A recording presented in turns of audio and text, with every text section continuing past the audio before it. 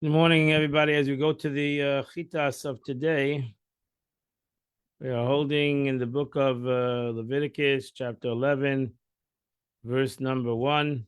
We are holding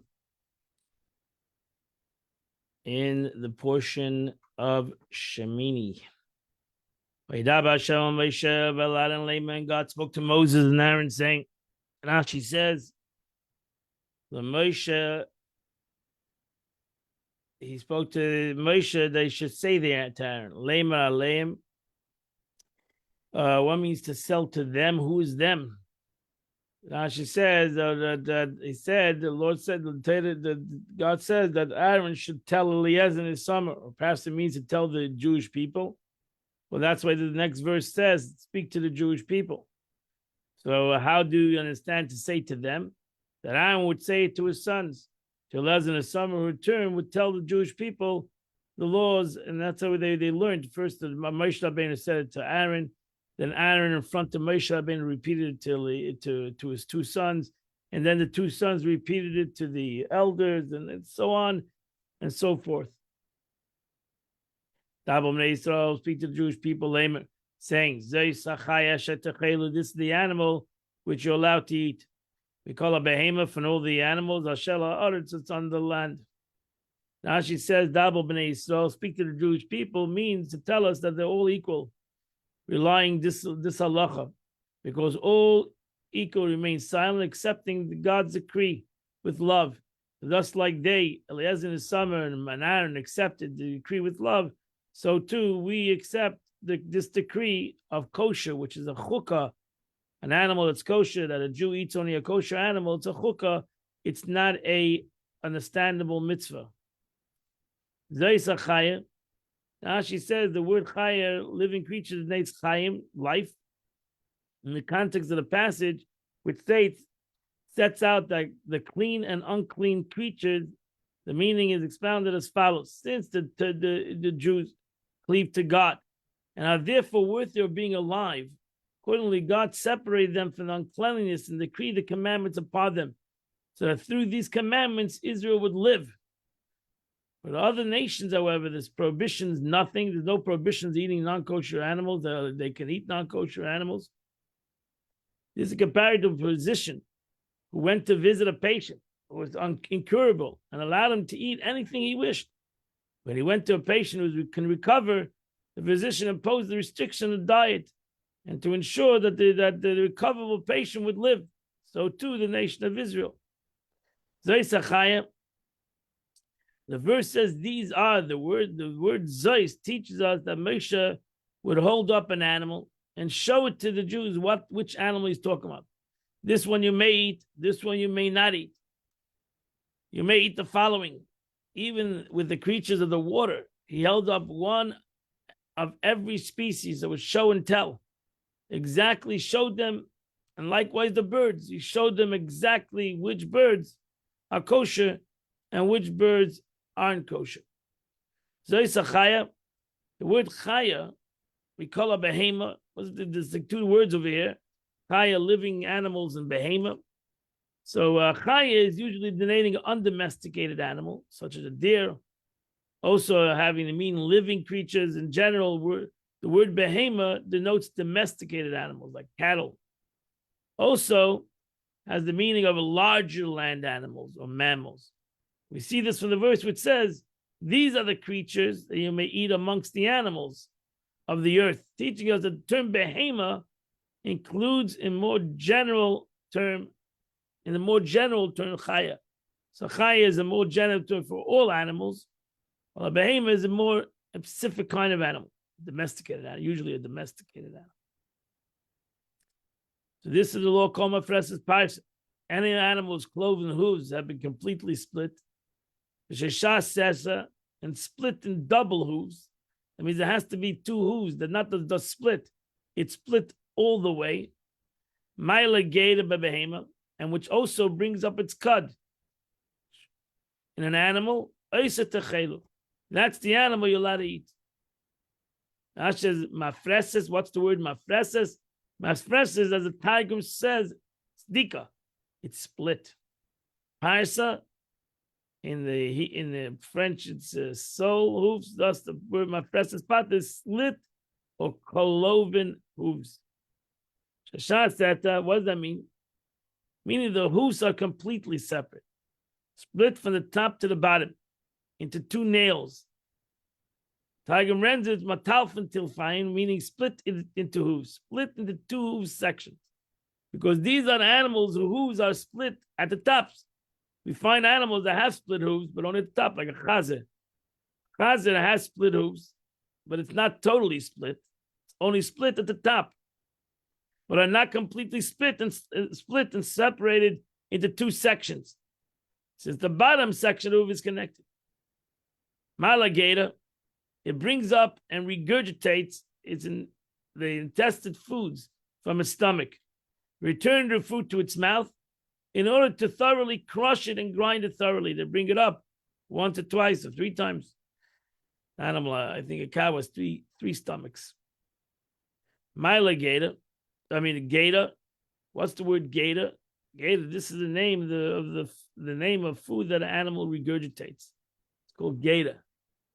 Possibly stems from the word nagar, which is to drag or flow, as the verse in the water which flows, nigroim.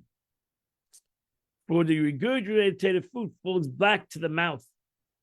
Targum renders the word gator as pishra, dissolved, since through it being regurgitated, the food is dissolved. But behema, why does it say again an animal? This extra word from which we derive that if an animal's pregnant while it's served babahema in the animal, the fetus renders the mother's innards is permitted to be eaten.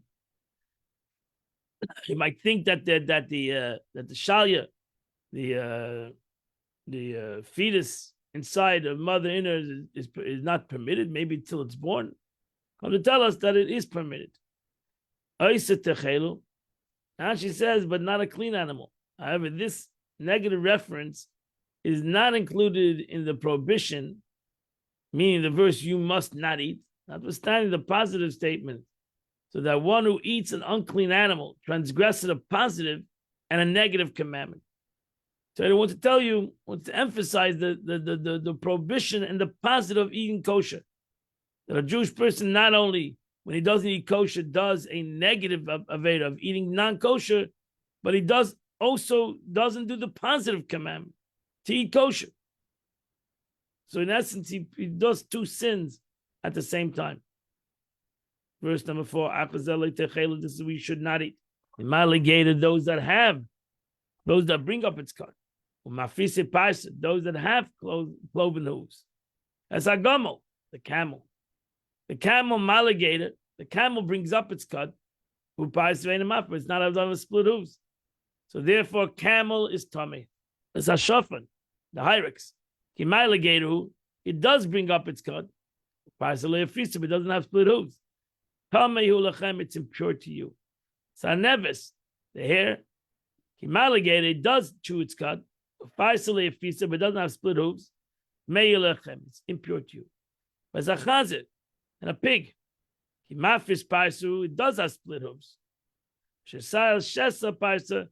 And it's completely split.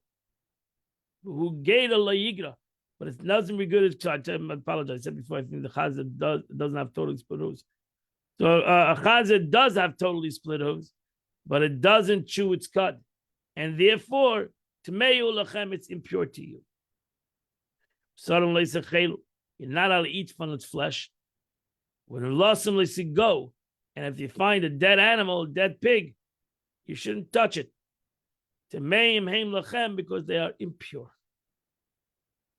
Now she says, I only know these animals possessing one sign of cleanliness are prohibited from eating. How do we know that any other unclean animal, which has no sign of cleanness altogether, doesn't chew its cud? A horse, you may not be eaten. Here we can infer from the Kal V'chomer, if an animal that has part signs of uncleanliness is prohibited, how much more so an animal that lacks both signs is prohibited. Now she says, Torah prohibits applies only to flesh of the unclean animal, but not its bones, horns, or hooves. When a lasam leisigo, one might think that a regular Jew is prohibited touching a dead animal. Okay, you become impure, but you're not prohibited from touching a dead animal. However, it says that a kohen is not allowed to touch a dead animal. A dead animal that either died naturally, even a kosher animal died naturally, not slaughtered, or even a regular dead animal, non-kosher animal. A kohen is prohibited from defiling himself to a human corpse and to a dead animal, because that's impure. But an ordinary Jew is not prohibited from touching impurity. He just can't go to the Beis Hamikdash. But he's not prohibited from becoming impure. Now, Kavachema can be made, since it's more stringent case of a defilement by a human corpse. Only Kahanim are prohibited. In the more lenient case, defilement of an animal carcass, how much more so the only Kahanim are prohibited from becoming impure. What does the scripture mean by you shall not touch the carcass? It means that a Jew may not touch an animal carcass on the festival. Like right now, we're coming to Pesach. So now we need to go to the Beis Hamikdash. 2 weeks, we need to go to the Beis Hamikdash to bring the Korban Pesach, to be with a regel. So right now, even a regular Jew needs to be very careful in touching a dead animal. Because if he touches a dead animal, he becomes impure. He has to go through the whole level of impurity. Might not get there. So therefore, every Jew today, that's what we read Parshas Parah last week, because everybody needs to be careful in impurities. I mean, today we're impure anyway, but in time Beis Hamikdash, every Jew this time of the year needs to be careful with pure objects, making sure they don't touch it. And these are the creatures that you eat in the water. Any fish that has fins and scales. Bayamin, whether it's in the water, whether it's in the seas, benacholim, in the rivers. You eat a fish that has fins and scales. Now she says the fins, these like wings or appendages which they swim with. These are the scales that are fixed to it.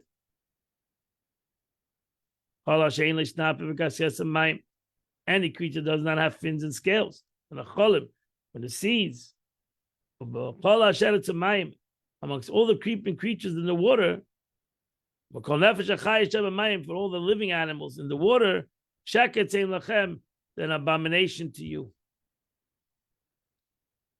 Shark, whale, these are non-kosher fish. Sheretz, anywhere it appears the word in the scripture, the nate's creatures slithering, lobsters, shellfish, all these things are non-kosher. And it's abomination. Sheketz yilachem, it's abomination for a Jew to eat these kind of food. But suddenly, you're not allowed to eat from his flesh. And so too, if the dead body, dead lobster is tummy. Now she says, Sheket lesser veim. This statement we said already. Why did I repeat again? To prohibit a mixture. If the flesh of an unclean water creature was to mix in the food of another type, if there was enough unclean flesh to impart a taste, it becomes the whole thing becomes also prohibited. Sodom, again, though, you're only prohibited eating the flesh, but you're not prohibited in the fins and the bones. It's not considered flesh. As Nevasim Tashkatsu, it actually says this clause again includes Yevushin, midges that filtered out of water or other liquids. When we ingest these creatures together with this whole thing, you should know that if you put any water, that's why you have filtered water. You know, they put anything under the microscope, you might see things that are that are swimming in the water. There was a big thing in New York, a big tumult once that all the water, there's something in the water. So, I mean, you can go with sugar with this law, because how do you make sure that that doesn't have any kind of of a thing. So therefore, the Torah prohibits only what you separate from the water. So once you separate it from the water, now you don't have to sit with a microscope and sit and evaluate all the water you drink. Once it's separate from the individual source, they are prohibited. Unless you see it openly, there's something in the water. You put it in your cup, you see something walking around there. Any creature, because the truth is, in fish too, there's a lot of things in the flesh of fish. You have to be careful. That there's not in all fruits and vegetables. You have to be very careful sometimes. Anything that doesn't have fins and scales in the water, it's an abomination to you.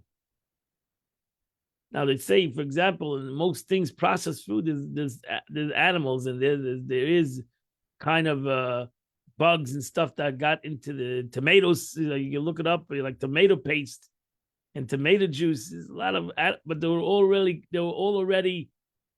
We went through a process, so they were liquefied, really.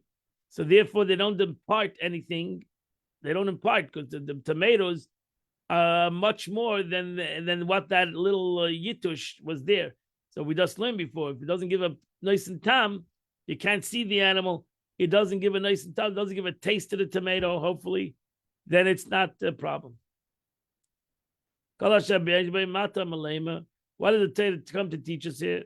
The verse 10 scripture already stated, creatures do not have fins and scales, an abomination. So he said it's already.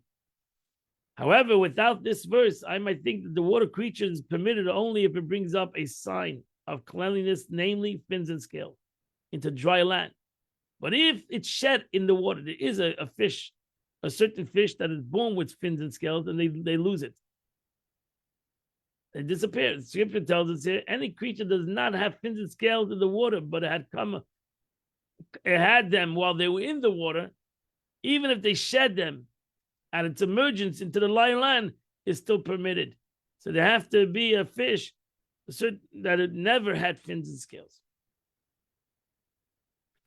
Verse 13, these are the animals you should despise from the birds. They shouldn't be eaten. Sheketim, they're an abomination to a Jew. It's a nesher, the eagle. It's a peres, the kite. It's a aznia and the osprey. Some say, or the griffin vulture is. Scripture telling us that one may not feed them to minors even. If derived from the passive voice, be eaten. Meaning that these birds may not be eaten through you. Not that should not be eaten. Forget about you shouldn't eat. The way that's is more of a passive term, should not be eaten. That means it shouldn't even come to be eaten, whether by you or by others, shouldn't be eaten. Or perhaps not so, but it's telling us additional not to eating them. One may not derive any benefit for them. Therefore, Torah states, you should say chelu. In an active form, voice teaches us that one is prohibited to eat them, but permitted to derive benefit from them. Because in general, certain things like chametz, you're not allowed to eat, but you're not allowed to have enough in it either. Mixing of milk and meat, you're not allowed to eat, you're not allowed to have enough in them, you're not allowed to have even pleasure from it. You can't give it to a non-Jew as a gift. But non-kosher meat, you're not allowed to eat, but you can, if you by mistake bought non-kosher meat, you can give it to somebody, give it to a non-Jew, let him eat gesundheit. So you can have enough on it, sell it. So there's certain things you're not allowed to have enough, not allowed to have any pleasure from, as I mentioned, milk and milk together, or chametz from Pesach, chametz that you left, you didn't sell, whatever chametz you found on Pesach, it's asabano. As Adah, Vesayad, the kestrel, and the vulture, let me know to its species. As Kol Eirev, every raven to its species. As Basayana, the ostrich. As Atancham is the jay. As Ashachav, the sparrowhawk. As Anetz, and the goshawk. The Mineu. Rashi says that the osprey, goshawk, vulture, Modern French is the Kabe with the Shachaf. There's a Kais. There's a Shalach, the owl, the gull. There's a Yanshav, the little owl. Rabbi said the Shalach is a bird that draws up fish out of the sea. Fish catcher. Kais is the owl or the little owl. These are the owls in French. They shriek at night, which have a cheek like those of a human. There are another bird similar called a hibu in French. Hibu. As a tinshemesh, the bat, as a kahos, and the starling, as a racham, and the magpie. The bat, that is a calm sort. It resembles a mouse that flies about at night. The Shemesh mentioned among creeping animals resembles this one. So far, there's no eyes. The one who was called a talpe, mole. It's a chasida and the stork, a nafa, and the heron, let me know. There's a duchvis and the hoopy. There's a talav and the bat. Chasida, this is the white dyer called in Old French, also called chasida because it does kindness to its fellow birds by sharing its food. Anafa, that's a hot-tempered dyer. And it appears to me that this is a bird called a heron. Aduchvis, yeah, I'm giving a class. Duchvis is a wild rooster which has double crests. Why it's called Duchvis? Because its glory, namely its crest, is bound up, kafuf. Its comb is doubled and appears to be folded into the head and bound up there. A mountain carpenter named so it was also explained that a rabbi in Tractor Gittin called Sheretz. We're not sure exactly. Therefore, you have to have a what's called a Masaida tradition. What is a kosher animal? What is a kosher bird? Because most birds out there are kosher. We're not sure if which ones are kosher, which ones besides these that say openly that they're not kosher, but we're not sure. There's like thousands of species of birds, but most of them are kosher. We have basically the kosher birds that we eat. Chicken, duck. Some people eat a turkey. Some people don't eat a turkey. But most birds are kosher. Any flying insect that walks on four is an abomination to you. These are the delicate or small creatures that crawl on the ground. Delicate small, like flies, hornets, mosquitoes, locusts. Certain locusts are allowed.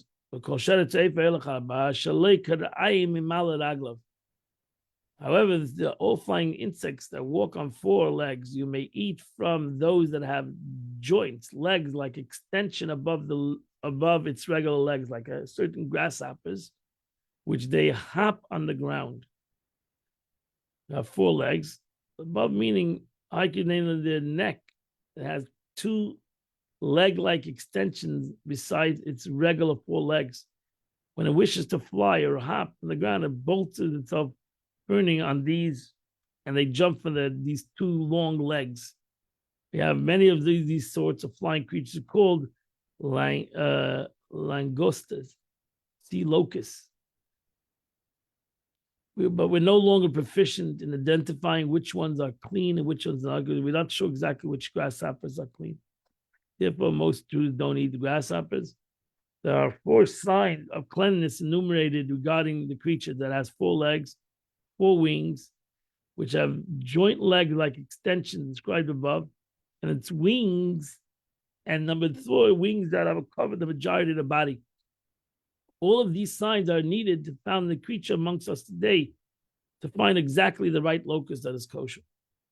But some creatures have long heads, some do have tails, and they must bear the name Chagav. Also, they have them as locusts.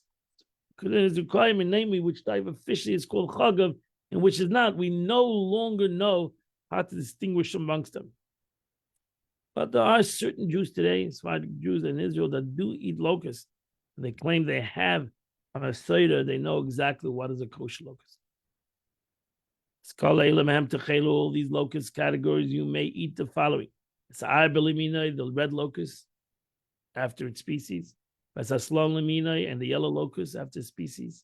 And the spotted gray locust after its species. Sachagav and the white locust.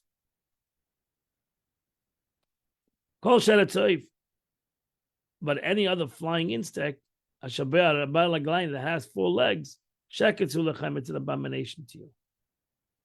Said that already.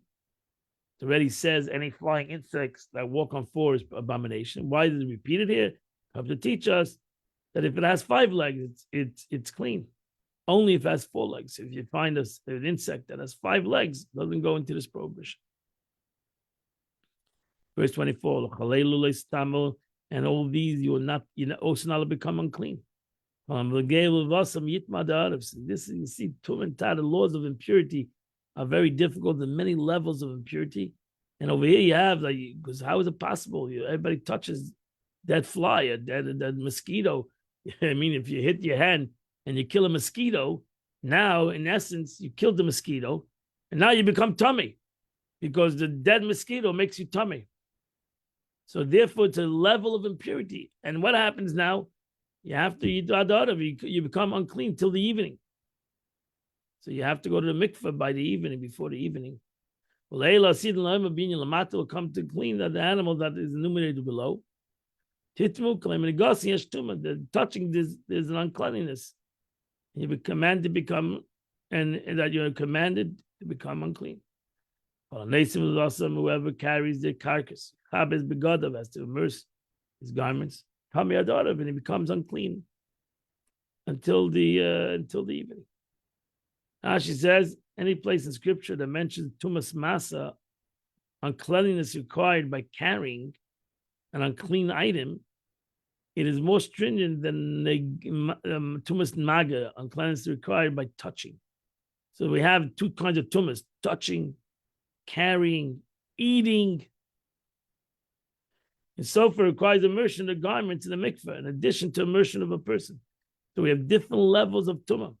So if I carry a dead animal, I become tamei and my clothes become tamei. If I touch it, my clothes don't become tamei, I become tamei. The laws of tumah and tara are extremely fast. Any animal who has cloven hooves and is not completely split, or which has not been up to its cut, to mayim hem, they are impure. If you touch their dead body of a non-kosher animal, yitma become tummy. So that's an example, a camel whose hooves are split on the top, but the bottom is connected. Here the scripture teaches you that the carcass of an unclean animal defiles, become impure. While the section at the end of the parsha, Torah tells us the carcass of a clean animal defiles as well. However, Scripture Torah deals with separately, since there's a difference between the two. In the case of a clean animal, its carcass defiles only if it dies. But if it's slaughtered properly, even if it's a treifa, it has a fatal disease or injury, the carcass does not defile. So only an animal that died natural causes, walking down the road, you see a dead cow on the side of the road. It didn't die. It died through shechita. The cow is kosher. Really, the cow is it's not kosher because it wasn't shechted. It's called the behemoth. It wasn't slaughtered. So if you touch it, you become unclean. But if a shechted animal is also a dead animal, but you don't become unclean. Eating meat doesn't make you impure. Kosher meat doesn't make you impure. But a dead animal of a non-kosher animal, even the shechted is going to make you impure because it's not kosher to begin with. Of any animal walks on 4 legs. You in any animal that walks on its paws. Tameim hein lechem, it's impure to you. Whoever touches in their carcass, yitma darav. And that's, for example, kelev, v'doiv, v'chatul. And if I see I touch a dead dog, or a bear, or a cat, and I'm not good to touch. So if I touch it, I become impure. But the purity is only till I add the erev, until the evening. But if I carry the dead carcass, I need to immerse in them. I need to wash my clothes also. And now I become still unclean till the evening. They're impure to you. This is the unclean for you amongst the creeping creatures that are crawling on the ground. Sachela, the weasel, Sa'achba, the mouse, Tzatzav, and the toad, the minea to its species. Now she says all these statements of uncleanness are not referring to the prohibition of eating, but rather to actual uncleanness. That a person will become unclean by touching them, and he will consequently be prohibited from eating tum if he was a kohen. The portion of one's produce is given to the kohen. The holy sacrifice is in entering the sanctuary. If I touch a live dog, it's not a problem. Touch a dead dog. A cheled is a weasel. A tzav is a bat resembles a frog, is a toad. Rashi in Gedel for right. According to Rashi, neither the same as a bat. It's a ferret. According to some, it's a ferret. Going to go to kind of the toad. So it's not, we're not sure exactly what a tzav is. Verse 30, V'hanaka, and a hedgehog, a koyach, and a chameleon, a tla, and a lizard. We all know lizards in Florida. V'achemet, and a snail. We know that too in Florida. But the shemetz, and a mole. Rashi is a naka, is a harrison, a lizard, a limus, and a talpi. These things are unclean to you. And all those that creep in the ground. Whoever touches the dead body, Yitma Da'ara becomes impure till the evening. Verse 32. And if any of these creatures fall upon anything, when they're dead, Yitma becomes unclean. Kol kliya eitz, when any wooden vessel, a beged or garment, a oir or a sack, a suck or sack, kol kliya sheyasem malacha bem, any vessel that has done a work with it, bahem b'mayim yuva, needs to come into the mikveh. V'tamei adar, if it's impure till the evening. V'tar, and then it becomes pure. Asher says even after its immersion, the item remains unclean until the evening. Adara, and afterwards, B'tor, when the sun sets, becomes.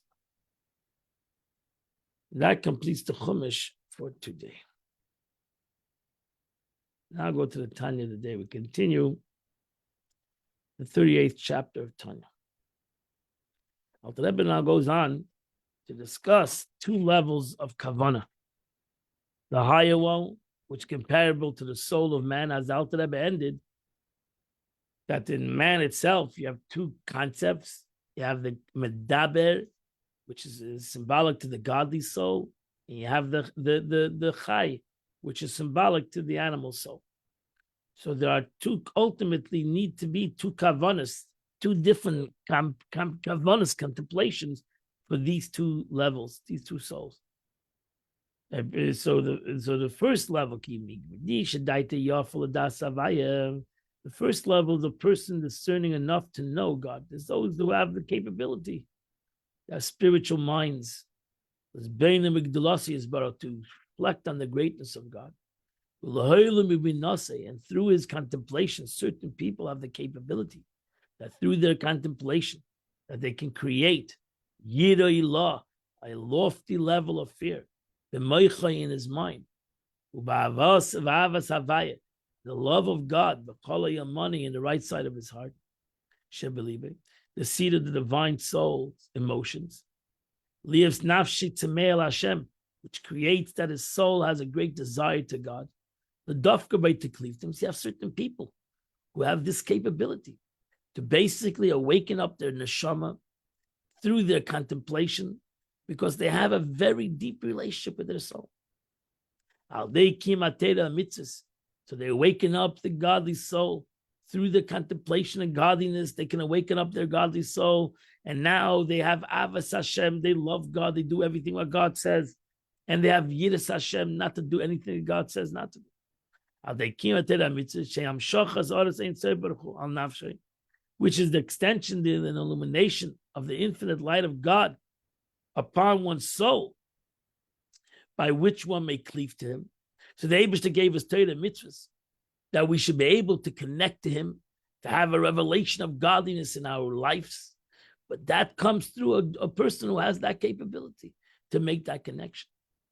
So in other words, this person's desire to cleave to God through the only means of doing it, so means through Torah mitzvahs, stems from the love and awe of God created by the intellectual appreciation of his greatness. So every person to his level has the capability maybe to awaken up a level of God's love in his mind, which will create a God's love in his action. His kavanah and mitzvahs, his desire to cleave to God through mitzvahs, thus has an intellectual basis. Kavanah zu, when he studies Torah and fulfills mitzvahs, with this kavanah, he pashed with this thought, with this intent, and with this intellectual motivation, he davens and he learns. With this kavanah, he davens, prays, he recites the he cites the blessing. So this kavanah has the capability to create this unbelievable relationship in Torah mitzvahs, such a beautiful concept. By cleaving to God, whose greatness has come to understand. Kavanah zu, so this kavanah, derech mashal, is like the analogy, kamei neshama medaber, is like the neshama of the speaker.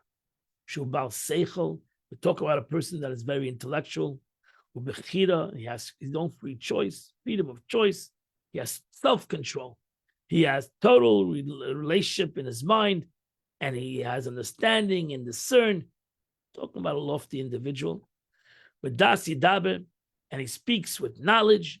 He's not just speaks knowledgekeit person. That is, since he's an intellectual, since he comprehends and he has great understanding, he has a great emotional love of God and fear of God, he speaks what he should say. And such kavanah is likewise based on the intellect of choice. We should take tzara. But we have the second level of kavanah. To a person whose understanding is too limited. He doesn't have capability of understanding. We're not talking about understanding. It's time understanding. He doesn't understand the greatness of God. And what's more important, you might say, I do understand, but the point is, the test of understanding, as the Alter Rebbe explained in Chassidus, that Aim, father and mother in Kabbalah is Chachma and Bina, is wisdom and understanding. When is it a true relationship? When there's a true relationship, like the unity between a father and mother, that there's true understanding between them to each other, then you have intimacy between each other, between Aveim, between Chachma and Bina, you create children.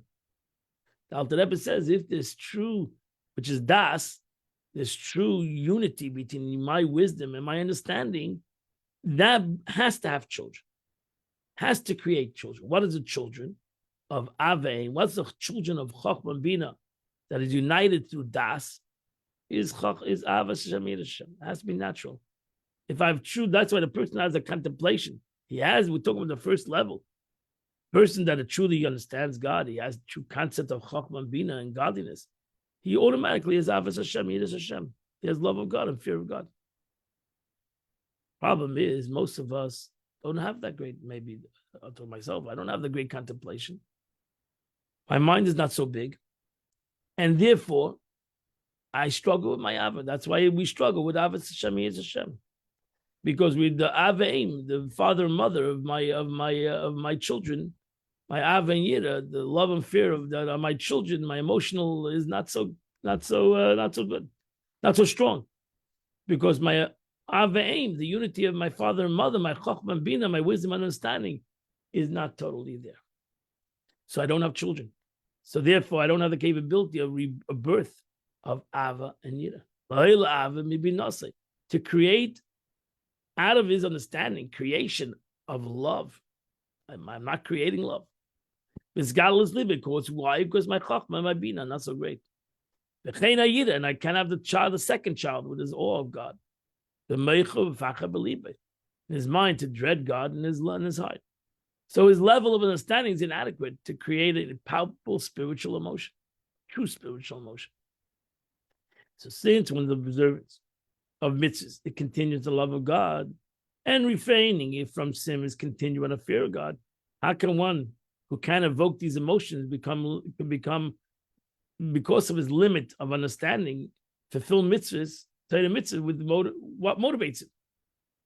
Such a person, the Alter Rebbe will say, is motivated by his arousal of his hidden love. The love of God, which is comprised of comprised of the hidden in the heart of every Jew. Every Jew ultimately has a godly soul. Whether he comprehends, whether he doesn't comprehend, whether he has great understanding, whether he doesn't have great understanding, every single one of us have a godly soul. That's the common denominator by all of us. And that's why we're all united, because we all have a nefesh elokis. That's a chelik elokah mimal mamish. That's one part of God. Whether we're Moshe Rabbeinu, whether we're Zalman Buket, we all have a godly soul, and that is hidden. To Moshe Rabbeinu, it's more revealed. To me, it's more hidden. To Moshe Rabbeinu, it's more revealed intellectually. To me, it's more hidden, even intellectually and therefore emotionally. So if I cannot arouse the love to a revealed state, we can actually feel this love and fear in his heart. He can surely arouse it in his mind, so at that level, he will experience a conscious desire to attach himself to God. So therefore, we all have to have meditation a little bit.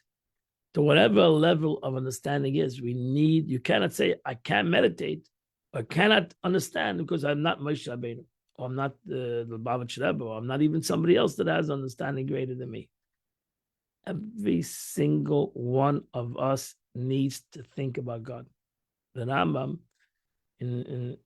writes that every Jew needs to have Das Hashem. It's not an exclusive thing. Every one of us needs to have Ladas Hashem, to know God. Every person to his capability. So for the church, some of us are brought up and we're taught, some of us are not. And doesn't change the matter that every single one of us needs to use our brain and think about God. Should contemplate on God.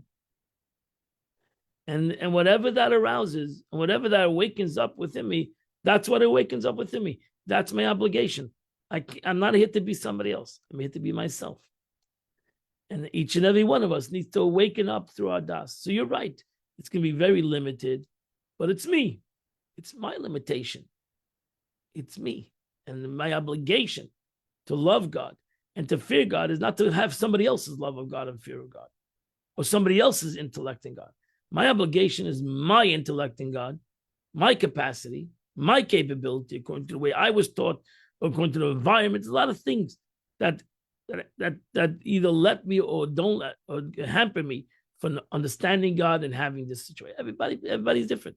Ain't they same Shabbos? They're not two people that think the same. So therefore, the Eibishter wants your the Eibishter doesn't want you to have somebody else's emotion, somebody else's Ava. The Eibishter wants your Ava, my Ava. That's what the Eibishter wants. He wants my Ava. And therefore he looks for my Ava. That's why it says Levavcha, B'shnei Tzerecha. The Eibishter says, I want to have your Ava from your godly soul, and I want to have it from your animalistic soul. I'm not looking for somebody else's Ava. That person, I'm looking by him. I want you to be honest with yourself. And at this moment, whatever you can do, you should do. And that's serving God at this moment. If you can do tomorrow better, then do tomorrow better. What you do today, what you can do today. This desire will lead him to study Torah and fulfill mitzvahs, since this is the only way for him to realize his wish. That's it. So they need to learn more. So hopefully inspire me I realize I have my knowledge is limited, so learn more. Why can't you learn more? So learn 10 minutes a day, learn 20 minutes, learn an hour a day, learn more. Educate yourself. Learn. And hopefully, the more you learn, the more it's going to resonate within you, and the more it will affect you. In the case of his kavanah, again, his kavanah, not somebody else's kavanah. You're right. Somebody else might have a greater kavanah. That's possible. Somebody else might have a lower kavanah. We're not interested. What are you interested in somebody else? Every person is being interested in his kavanah, in Torah mitzvahs. His desire to cleave to God is based on instinct, meaning an innate love of God found in his heart. This level of kavanah, intent, this level of kavanah, therefore resembles the soul of the animal, whose actions are instinctive, not rational. As Alter Rebbe words, he merely recalls and arouses natural love. A mysterious believer which is hidden in his heart, to bring it out from the concealment of his heart, in the state of consciousness, even if it's least in his mind.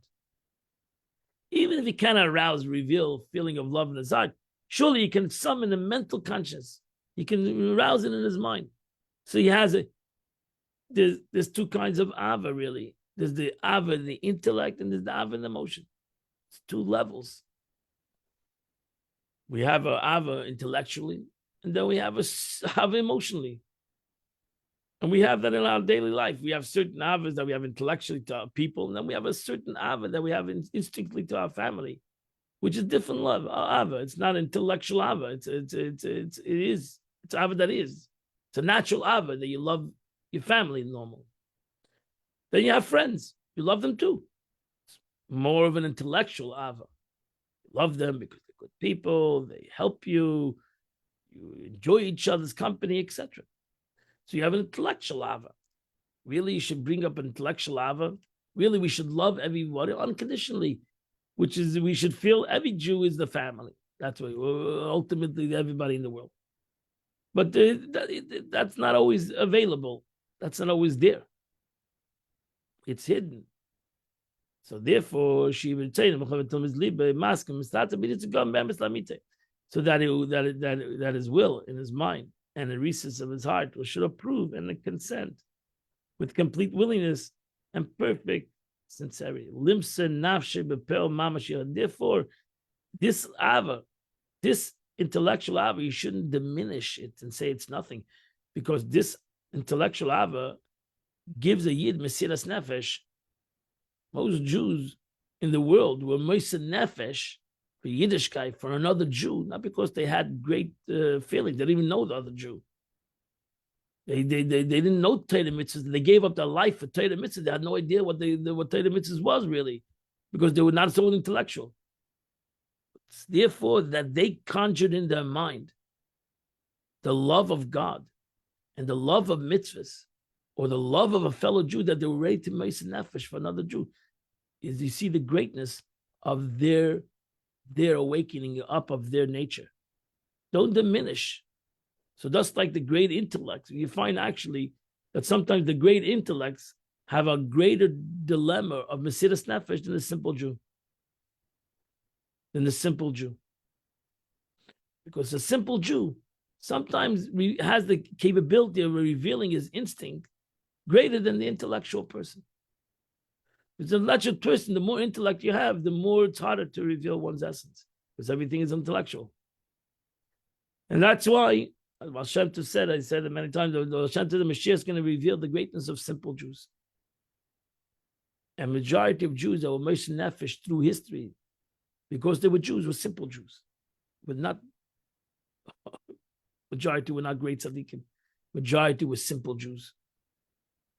You every Rosh Hashanah, every Yom Kippur, you mentioned the 10 Harugei Malchus, the 10 great sages who were murdered. You have to realize, with these 10 great sages who were murdered, millions of Jews. But not only the 10 great sages. So we express those 10 great sages because as a simple Jew, we comprehend the greatness of these sages. But ultimately, millions of Jews gave up their lives for Yiddishkeit, for Torah mitzvahs. And they were simple Jews. They had no great knowledge in godliness. They had no great knowledge in why are they being murdered? Why is God doing this to them? What's such a great hate?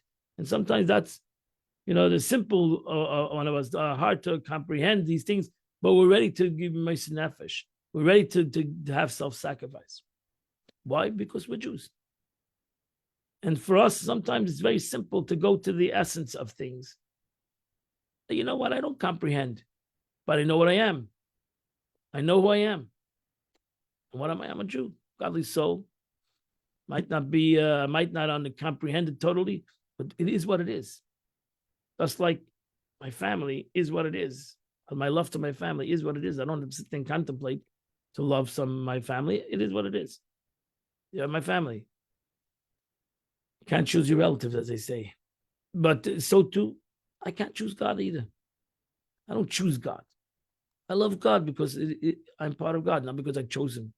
Even though my intellect says I should choose him, whatever, but ultimately the Avim Soteres, the essence of a Jew is I can't. Expression of the Alter Rebbe, a Jew not he can and not he wants to be cut off from God. It's impossible for him because it's what he is. It's not intellectual. It's what it is. Which is identical to the supernal will, which is clothed in the Torah study and performance of mitzvahs, explained about it's the same thing. So ultimately, like Matrigim, that one undergoes out of love of God, study Torah and performance of mitzvahs, unite the soul with God, it's the same thing. So ultimately, a Jew that serves God with intellect, a Jew that serves God with his essence, is the same thing. What's the difference? The guy thinks it through intellect that he has an emotional feeling, and the person that's simple that does it because you know what? That's what you got to do. Ultimately, that's what I got to do. Whether I comprehend it or not comprehend, I'm a Jew. So one arouses the natural love of God to the point where he's prepared to offer his life to God's unity, will be motivated himself to fulfill the mitzvahs. That's it. You can do the same thing. If I'm ready to serve, if I'm ready to be Moshe Nefesh for God, so then I should do everything. And then that enough should arouse me, my emotion, that I should do what is right. Do what is right.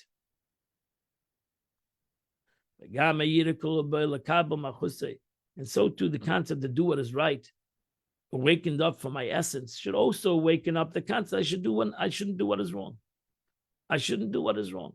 Not because I comprehend it, why it's wrong, not because I understand totally the essence of my actions. Why is, like tumatara, I understand purity and impurity. I do because it's wrong. The Abish says it's impure to me. It's an abomination. Like the Torah calls non-kosher abomination. Do I understand that expression, abomination? Does it look like abomination? People loving it. A lot of people are eating it. It's not abomination. They don't think it's an abomination. But to me, for some reason, it's abomination. And I'm supposed to look at it that way. It's abomination. Sheket. It's abomination. Because that's what it is to the Yid. That's what it is. Whether I comprehend it or don't comprehend it, that's what it is. And therefore, intellectually, I know I'm a Yid. So I can say, listen, I know that intellectually I'm a Yid. I'm a Jew. And God asked me as a Jew to do this. And I'm going to do it. And with that alone, that motivates, even though it's not great, and you didn't sit there and meditate on this for hours. You don't need to meditate on this for hours. This is a meditation, it takes you a minute. You don't need to sit and meditate. When you come to meditate on godliness and the greatness of God, you might have to meditate for hours to come to a concept of a chokhmah and bina of godliness and the way God works in the world and the way everything is nothing. Yeah, and you should do it.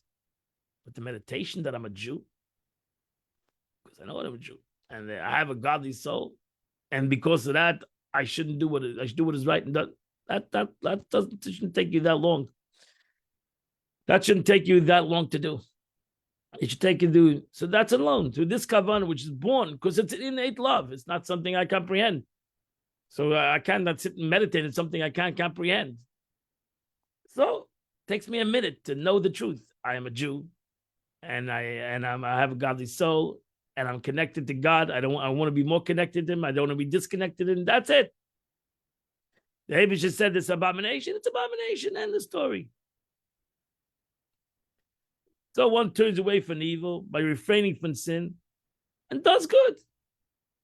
And he davens, he learns, and he davens, and he does all these things. He does it because he has an innate love to God. He has a connection, unbreakable connection. He merely says the words. He doesn't even understand the words. He doesn't have great conscious love and fear of God in his heart. Pasha, he comprehends every word of davening, and wow, he sees the beauty of every word, and it awakens up him such a great wow. This is like a beautiful. He doesn't. He says the words. Some words he knows. Some words he doesn't know. He says the words. These are the words you got to say, which would leave emotional intensity in his prayer, lacking reveal love and fear. He prays only by the meaning of the words. That's why Baruch Hashem, they printed the English version. You can look on the side and look at the words. Tell you the meaning of the word. You might say, oh, what's so great about these meanings? I don't know. These are words of the Torah, the words of Tillim. That's it. This is the meaning. Know the meaning of the words. Everybody can know the meaning of the words. Okay, and the question mark is, Harakavana zu, or derech mashal, to the level of kavana, this kavana, what the Alter Rebbe is saying, this thought, or derech mashal nishas chaya, shein about seicha bechira, this like the soul of the animal. So that's thinking through the animal soul, actually, which possesses neither intel nor freedom of choice. Your godly soul has freedom of choice, so to say. Your animal soul has no freedom of choice. It does what it does things instinctively. Your animal doesn't have to be taught that he loves food. He loves food. You know, my animal soul doesn't have to be taught that I love enjoyment. It loves enjoyment, loves pleasure. It doesn't sit there. He doesn't meditate on pleasures. He does pleasure. Actually, the meditation on pleasure might not get him to the pleasure. So he wants it quickly. That's fast gratification. We love fast gratification. We don't want to sit there and that's why we go to a restaurant. You wait for an hour and a half. You don't want to do that. You want the food. Where's the food? I'm hungry. I want to eat it now. I want it quickly. If I have to wait for an hour, you're going to spoil my food. So because you don't need much intention in the food. It's good. You want it. And that's your animal soul. It doesn't think that much. We need to use our animal soul for Kedusha. That's what the Alter Rebbe is teaching us, something very powerful. We need to use our animal soul in a more positive way than our godly soul. And that is also be instinctively love of God. Say, I love God, because that's what I love. When a person asks you why you love this, I love it. You're gonna tell a guy, what are you asking? Crazy question. Why you love steak? Because I love steak. It's good. I enjoy it. Same thing. A person asks you why you love God. I enjoy it because God, I love Him. Why do you like to learn? I love learning Torah. Why? I love it. I don't know why. Because it's good. Why you like to go to shul and daven? Because it's good. I enjoy it. It's a lovable thing. Why? Because that's what I love. I love to do. Why you love this mitzvah? I love it. What do you mean why I love it? Why I love it? Why didn't you ask me why I like steak? Why I like a good cup of wine? Why I like to go and enjoy life? Because everybody loves it. I love this too. I love it because I love it. Just like my animal soul loves steak. I love Yiddishkeit. I love God. I love Torah mitzvahs. I love it. Part of me.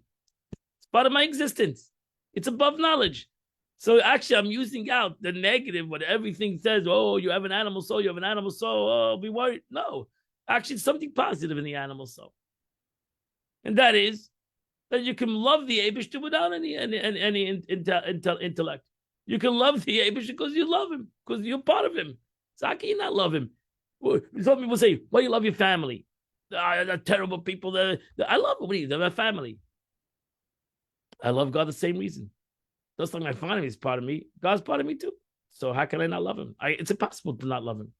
It's impossible. I can't choose. Just like you say, you can't choose your family. You can't choose God either. So God is part of me, like my family is part of me. That's my animal soul. And so to every emotion, the fear of harmful things, it's love of pleasing things. So too, why don't I put my hand in fire? I don't put my hand in fire. Why? Why not? Put your hand in fire. No, you don't, because it hurts you. You don't put your hand in fire. because it hurts you. That's it. You don't know. You're not gonna meditate 10 hours to put your hand in fire. You're not gonna do things like that. You don't have much intellectual comprehension why you don't put your hand in fire, because it hurts you. It's the opposite of enjoyment. Why would I do things that hurt me? I do things that I enjoy. I don't do things that hurt me.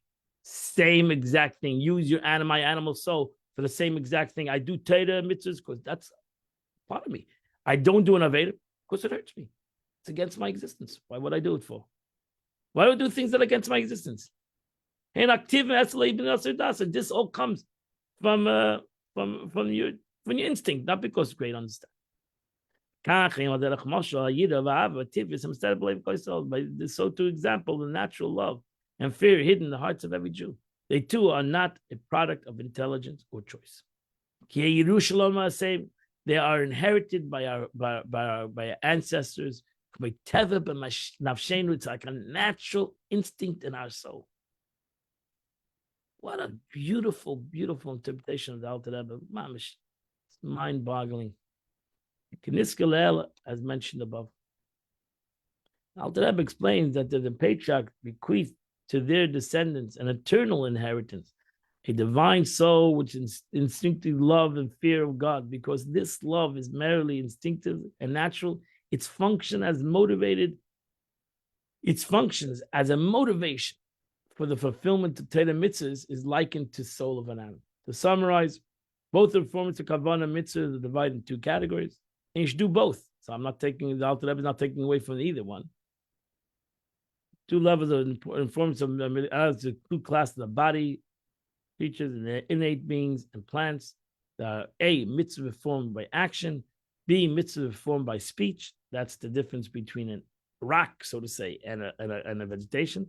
And there's two levels of kavanah in mitzvahs, corresponding to two classes of soul in animal and man. A, the kavanah generated by one's intellect, contemplation of godliness. That's the soul, that's the medaber, that's the highest level of contemplation. And then you have the kavanah aroused from one's natural love, which is symbolic in the behemoth, in the animalistic soul that we have. What a beautiful Tanya of today. We ended the 38th chapter of Tanya. I hope you learn Tanya and Mitchem, Chumash Tanya tomorrow together, by yourself, I mean. Today is the 26th day of the month, which is the second part of chapter 119. This is from the letter Mem till the end of the chapter. And I wish you all a good Shabbos, a wonderful Shabbos, a happy Shabbos. It's Shabbos, this Shabbos Mevarchim. It's Shabbos, the blessing of the moon month, the month of Nisan. It's also Shabbos HaChodesh. We read the HaChodesh, the new month of Nisan is the first month in the Hebrew calendar. It's the month of redemption. So let us hope. B'Nisan Nigolu, B'Nisan Asidin Ligol. In the month of Nisan, we were redeemed. In the month of Nisan, we were redeemed again. Able to bring us out of Gullus, this darkness of exile, and we'll dance together to the Holy Land with the coming of Mashiach B'Meira B'Yameinu. I wish you all a wonderful Shabbos, and I hope Mitch and we'll see you all on Sunday. We'll continue to start again the Chitas today on Zoom. See a new Parsha on Sunday morning at 8 a.m. Have a wonderful and beautiful day. Have a wonderful.